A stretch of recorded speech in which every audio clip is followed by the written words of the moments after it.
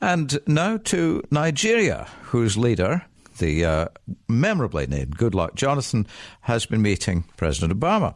In fact, not only met President Obama, he actually got to meet Vice President Biden. And one report has it that while he was with the Vice President, that fedora of his stayed firmly attached to the top of his head. He's also just given his first BBC interview to Jamila Tangaza, who's the editor of our Hausa service, the BBC's Hausa service. And she's been travelling with the President, joins us from Washington, D.C. Hello, Jamila. Hi. Has the President been enjoying his visit to Washington?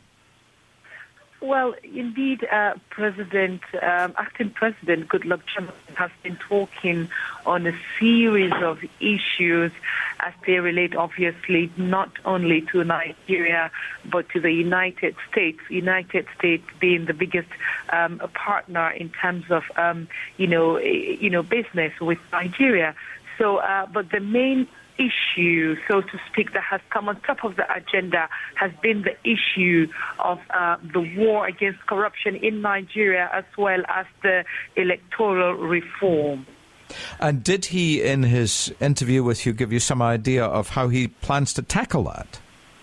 Well, indeed, he said that the main thing as regards to electoral reform in Nigeria is the directive he has actually given to the body that whose responsibility it is to conduct elections. It's called INEC, and the directive is that from now on, all ballots, all votes will be counted there and then at the local level, which means that contrary to the previous practice in which ballot boxes would be taken to the state headquarters where they'd be counted, now all ballots would be counted there at the presence of the local political party representatives.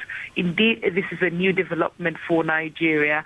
And also he's been talking about specific measures as regards the war against corruption, which is that there may be soon to come some changes, but he didn't actually specify. Now, he dissolved the cabinet last month. Was that a precursor to calling new elections?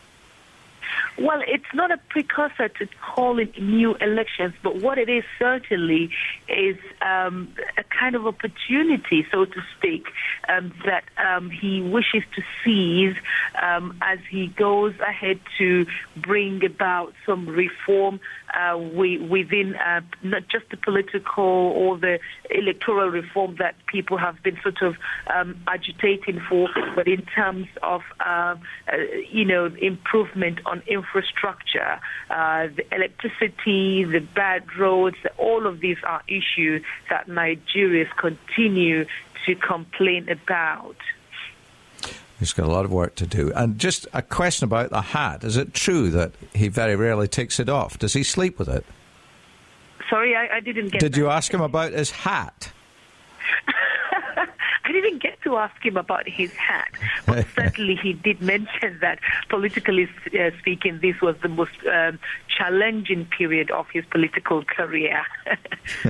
Jamila, thank you very much indeed. Right, it's 20 past.